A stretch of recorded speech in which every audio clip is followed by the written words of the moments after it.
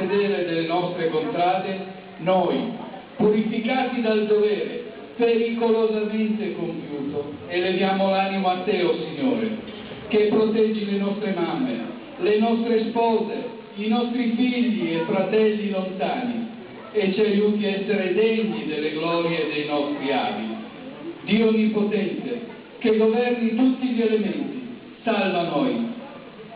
Armati come siamo di fede, armati come siamo di fede e di amore, salvaci dal gelo implacabile, dai vortici della tormenta, dall'impeto della valanga.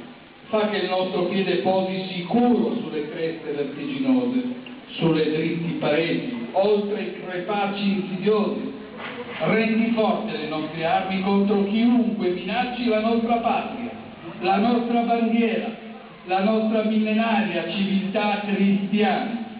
E tu, Madre di Dio, candida più della neve, tu che hai conosciuto e raccolto ogni sofferenza, ogni sacrificio di tutti gli alpini caduti, tu che conosci e raccogli ogni anelito e speranza di tutti gli alpini vivi e in armi, tu benedici e sorridi ai nostri battaglioni e ai nostri gruppi.